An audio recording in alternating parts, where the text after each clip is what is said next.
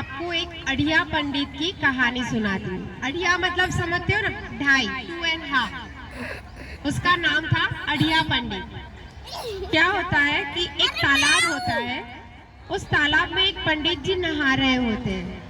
नहा के जैसे बाहर निकलते हैं ना, तो क्या देखते हैं कि तालाब के किनारे एक गोलू मोलू सा सुंदर सा प्यारा सा बच्चा बैठा होता है। तो पंडित जी को वो बच्चा बहुत पसंद आता है। तो पंडित जी उनके पास जाते हैं और उस बच्चे से पूछते हैं कि तेरा नाम क्या है। तो वो बोलता है मेरा नाम अढ़िया है। बोले ऐसा कैसे तेरा नाम है, तुम्हारे माँ बाप क्या करते हैं, कहाँ रहते हो? तो वो बच्चा बोलता है कि मेरा कोई नहीं है, मैं अनाथ हूँ और मुझे अढ़िया इसलिए कहते हैं कि मेरे को 2.5 सेर अनाज खाने को चाहिए। मैं एक टाइम में 2.5 सेर अनाज खा लेता हूँ। तो फिर वो पंडित जी बोले कि कोई बात नहीं, क्या तू मेरे साथ चलेगा मेरे आश्रम में? तो वो बच्चा बोलता है कि मैं चलूंगा, लेकिन एक शर्त है, मुझे हर रोज 2.5 सेर अनाज आपको देना पड़ेगा खाने के लिए, दूध फ्रूट ये सब अलग। पंडित बोले चलो मंजूर है तुम्हारी शर्त, तुम मेरे साथ आश्रम चलो, मैं तुम्हें अच्छे से रखूंगा, मेरा भी कोई नहीं है, मैं भी अकेला हूँ, तो हम दोनों का साथ हो जाएगा। तो पंडित जी उस बच्चे को लेके अपने आश्रम चले जाते हैं। कुछ दिन होते हैं तो एकादशी का व्रत आता है, जैसे आज एकादशी का व्रत है, तो एकादशी का व्रत आता है। पंडित जी बोलते हैं कि बेटा आज हमें उपवास रखना है, आज हम अनाज नहीं खा सकते, तुम चाहो उतना दूध पी लेना, चाहे उतना फ्रूट खा लेना, पर आज हम अनाज नहीं खाएंगे। तो वो बच्चा बोलता है पंडित जी अपनी एक ही शर्त है, कुछ भी हो जाए मुझे 2.5 सेर अनाज चाहिए, मतलब चाहिए। अगर आपको मेरी शर्त भूल गया तो मैं याद दिला दूं, और अगर आपको मंजूर नहीं हुआ तो मैं तो ये चला। तो पंडित बोले भाई रुक रुक, कहाँ जा रहा है, तेरे को अनाज ही चाहिए ना, पर ये एक बात करना कि अपने आश्रम में आज खाना नहीं बनेगा, मैं तुझे अनाज देता हूँ 2.5 सेर, तू कहीं दूर जा, अपने से बना और खा ले। बच्चा बोला ठीक है चलेगा। वो अढ़िया पंडित था, वो बोले चलेगा, मैं खुद से बना लूंगा। तो वो तो अनाज लिया 2.5 सेर, थोड़े दूर जा रहा था, पंडित जी ने उसको बोला लेकिन रुक, तू अब अनाज बना रहा है, खाना बना रहा है, तो पहले उसका भगवान को, अपने ठाकुर जी को भोग लगाना। तो बोले वो कैसे लगाना है? तो बोले जब खाना बन जाए तो खाना रखना, उसके ऊपर कपड़ा डालना और बोलना कि ठाकुर जी आओ और जीमो। तो बोले अब मैं बोलता हूँ तो, लेकिन आपके ठाकुर जी सच में आने वाले तो नहीं है ना? अगर आपके ठाकुर जी सच में आने वाले हैं तो फिर मुझे और उनके हिस्से का अनाज दो, मैं मेरे में से नहीं देने वाला।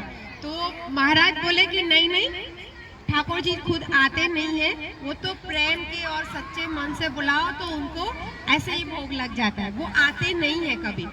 तो बोले तब ठीक है। तो बच्चा तो 2.5 सेर अनाज लिया, दूर गया, उसने खाना बनाया, जैसे बन गया पंडित ने बोला था वैसे खाना रखा, कपड़ा डाला और सच्चे मन से आंखें बंद करके हाथ जोड़ के प्यार से बोला ठाकुर जी आओ जीमो। अब उसने इतने प्यार से बोला और वो इतना प्यारा था, तो ऊपर बैठे उनके ठाकुर जी, वो राम जी भगवान जो अपने रामचंद्र भगवान है, उनको ठाकुर जी बोलते थे।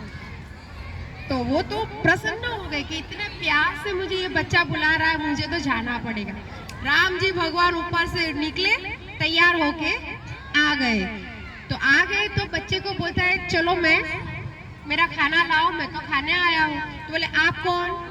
बच्चा पूछता है आप कौन? तो बोले तूने मुझे तो बुलाया। बोला ठाकुर जी आओ जी, मैं आ गया। अब वो बच्चा बोले कि महाराज ने तो बोला था कि कोई ठाकुर जी वाकुर जी आते नहीं, ये बंदा कहाँ से आ गया? अब शर्मा शर्मी में वो कुछ बोला नहीं, खाना उसको दिया। अब बच्चे ने प्यार से बनाया था, भगवान जी तो भाव के भूखे होते, खाए जा रहे, सारा खाना खा गए। अब बच्चा देखता है कि अब ये महाराज तो ठाकुर जी तो सारा खा गए, मुंह लटकाते हुए आश्रम वापस गया, गुस्सा करने लगा, क्या हमारे पंडित जी आपने बोला था आपके ठाकुर जी खाते नहीं, ये तो सारा खाना खा गए, अब मुझे जबरदस्ती की एकादशी करनी पड़ेगी। तो बोले चलो अब ठीक है। तो एक दिन उसने एकादशी रख ली। ऐसे करते दिन खत्म हुआ, कुछ दिन निकले तो फिर एकादशी आई।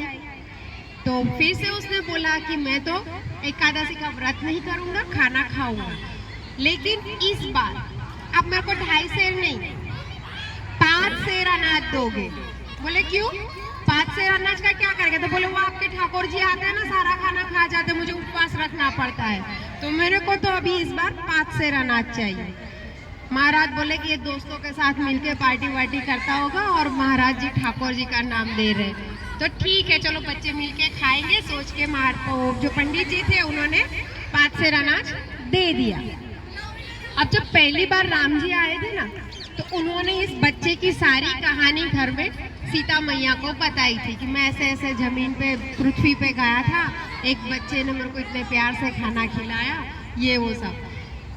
अब जब दूसरी बार उसने खाना बनाया और फिर से वही बोला ठाकुर जी आओ और जीमो, जैसे ही राम भगवान खड़े होके खाना खाने के लिए आ रहे होते ना, सीता माता तैयार हो गई, इस बार तो मैं भी आऊंगी आपके साथ, जब वन में जाना था तब मैं आपके साथ चली थी ना, अब खाना खाने भी मैं चलूंगी। अब राम जी भगवान बोले कि यार वो छोटा सा बच्चा कैसे मैनेज करेगा, तुम नहीं आओ? बोले नहीं नहीं मैं तो आऊंगी। तो बोले ठीक है चलो तुम इस बार। तो सीता माता भी आ गए। अब जैसे वो बच्चे ने रखा कपड़ा और बोला ठाकुर जी आओ, भगवान श्री राम और माता रानी सीता जी दोनों प्रकट हो गए। तो अभी वो बच्चा बोलता है आपको तो पहचाना ठाकुर जी, अब ये कौन है, किसको लेके आए भाई, ये महिला कौन है? तो बोले ये मेरी पत्नी है। भाई साहब आप अपना ठाकुर जी आप अपना राशन कार्ड दिखा दो तो मुझे पता चले, उस हिसाब से मैं लेके आऊं कि आपके घर में कौन कौन है। तो बोले चलो ठीक है। दोनों खाना खाने बैठे, ठाकुर जी और उनकी पत्नी, दोनों को बहुत स्वादिष्ट लगा अन्न, सारा खा गए। फिर से बच्चे की एकादशी हो गई। फिर आश्रम आके बोलता है आप खाली खाली के महाराज बोलते हो कि ठाकुर जी नहीं आते, इस बार आपके ठाकुर जी अपनी बीवी को भी लेके आए, मेरा खाना खा गए। तो महाराज को तो ऐसे ही लगा कि ये बच्चा मस्ती कर रहा है, कोई ग्वाल बाल मिलके सब खाते होंगे और ये ठाकुर जी का नाम है। बोले ठीक है अब भगवान की जैसी मर्जी, ठाकुर जी खा गए मतलब वो तेरे को एकादशी करवाना चाहते हैं। तो वो दिन भी एकादशी हो गई, 2 एकादशी हो गई, करते करते तीसरी एकादशी आई। तो बोले अभी 5 सेर नहीं 7.5 सेर चाहिए, आपका जो ठाकुर जी है ना अपनी बीवी को लेके आता है, मेरा खाना खा जाए, 7.5 सेर चाहिए मेरे को। तो पंडित जी उसको 7.5 सेर अनाज दे देते हैं। फिर से वो खाना बनाता है, कपड़ा डालता है, हाथ जोड़ के बोलते हैं ठाकुर जी आओ खाना खाओ। उतने में जैसे भगवान राम और सीता माता तैयार हो रहे होते आने के लिए, लक्ष्मण जी आ गए। बोले कहाँ जा रहे हो भैया भाभी? जंगल वंगल में जाना था, राक्षसों से लड़ना था, तब तो मेरे को साथ लेके गए, अब जीमन जिमने जा रहे हो तो मेरे को नहीं लेके जाओगे? तो बोले नहीं नहीं भाई देख तू बहुत गुस्से वाला है। लक्ष्मण भैया आपने गुस्से वाला है? तो बोले नहीं तू बहुत गुस्सा वाला है, वो छोटा सा बालक है, तूने गुस्सा गुस्सा कर दिया तो वो नाराज हो जाएगा, मैं नहीं लेके जा सकता। बोले नहीं नहीं मैं गुस्सा नहीं करूंगा, प्रॉमिस, मैं आराम से बैठूंगा, जो भी होगा जैसा होगा खा लूंगा। तो बोले ठीक है भाई चलो। राम लक्ष्मण और सीता चल दिए तीनों खाना खाने के लिए। जैसे ही वो बोले कि महाराज ठाकुर जी आओ और जीवो, तीनों हाजिर। फिर बच्चा बोलता अब ये किसको लेके आए, आपके दोस्त वो से क्या? बोले नहीं नहीं ये मेरा भाई है। तो भाई साहब तुम मेरे को अपना राशन कार्ड दिखा दो तो मुझे अगली बार पूरे फैमिली का मैं लेके आऊं, क्या एक हर बार बढ़ाते जाते हो? वो बच्चा निश्चल मन से ही उनसे बात करता, उसको नहीं पता होता कि ये सच में भगवान जी है। तो फिर तीनों ने खाया इस बार खाना चट। फिर से तीसरी एकादशी हो गई, चौथी एकादशी आई सेम। तो बोले इस बार 7.5 नहीं, इस बार 10 सेर अनाज चाहिए। तो बोले क्यों? तो बोले वो अपने भाई को भी लेके आते हैं, अभी मेरे को 10 सेर अनाज चाहिए, उनके 7.5 सेर और मेरा 2.5 सेर, 10 सेर अनाज चाहिए। महाराज ने दे दिया, लेके गए। फिर से उसने खाना बनाया और जैसे ही बोला ठाकुर जी आओ और जीमो, जैसे तीनों तैयार हुए, राम लक्ष्मण और सीता तैयार हुए, हनुमान जी हाजिर हो गए। हनुमान जी बोले प्रभु कहाँ जा रहे हो? जब लंका पार जाना था, पर्वत लेके संजीवनी लाना था, तब मेरे को याद किया, आप जीमन जिमने जा रहे हो, मेरे को नहीं लेके जाओगे? बोले चल भाई तू भी चल। चारों जन गए।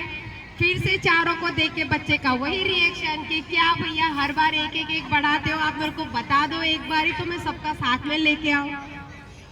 सबने मिलके, चारों ने मिलके वो 10 सेर अनाज का खाना खत्म हो गया। बच्चे की चौथी एकादशी हो गई। करते करते 5वीं एकादशी आई। अब बोले मेरे को 12.5 सेर अनाज चाहिए। क्यों? तो बोले वो अपने सेवक को भी लेके आते हैं, अपने भक्त को भी लेके आते हैं, अपने भाई को लेके आते हैं। मेरे को 12.25 सेर अन्न चाहिए। पंडित ने दिया। अब बच्चा बोलता है इस बार मैं खाना नहीं बनाऊंगा। हर बार मैं खाना बनाती हूँ, तैयार थाली पे आके सब बैठते हैं और खा लेते हैं। बच्चे ने सारी सामग्री जो कच्ची थी ना वो रखी, उसके ऊपर कपड़ा डाला और बोलता है ठाकुर जी आओ जीमो। तो सबको लगा कि अब इस बच्चे ने खाना, सबको पता था कि बच्चे ने, भगवान है अंतर्यामी है, उनको तो पता है कि बच्चे ने कुछ खाना नहीं बनाया है, पर फिर भी भगवान उसके बुलाने पे आते हैं। कहते हैं ना बच्चों के अंदर ही भगवान होते हैं, उनके हर बात सुनते हैं, भगवान आते हैं। और जैसे ही कपड़ा हटाते हैं तो बोले कहाँ खाना कहाँ बना हुआ है। वो भी निश्चल मन से उसके साथ बात करें, कहाँ खाना बना। बोले इस बार मैं नहीं खाना बनाऊंगा, ये आपकी जो बीवी है ना, आपकी वाइफ है ना, उसको बोलो खाना बनाए। 4 बार मैंने आप लोगों को खाना बना के खिलाया, अब मैं नहीं बनाऊंगा, आपकी वाइफ को बोलो खाना बनाए। आपका भाई लक्ष्मण जो बहुत घूर घूर के मेरे को देखता है ना, उसको बोलो जंगल में जाके लकड़ियाँ लेके आए। और आप इनको बोलते हो ना पवन पुत्र हनुमान है, उनको बोलो फुकड़ी लगाए चूल्हे में, फूंक मारे हवा दे तो चूल्हा चलेगा, मैं नहीं खाना बनाऊंगा बोले। तो फिर भगवान जी जो होते हैं, भगवान श्री राम, वो सीता माता से रिक्वेस्ट करते हैं कि हमने बच्चे के हाथ का बना 4 बार खाना खाया, तुम तो जगत जननी माता हो, एक बार खाना बना दोगी तो बच्चे का मन बहल जाएगा। तो माता रानी बोलती है चलो कोई बात नहीं। तो माता रानी ने अच्छे से खाना बनाया, लक्ष्मण जी लकड़ियाँ लेके आए, हनुमान जी ने चूल्हा जलाया। दृश्य देखो तो कितना रमणीय था। तो ऐसे करके खाना बन गया।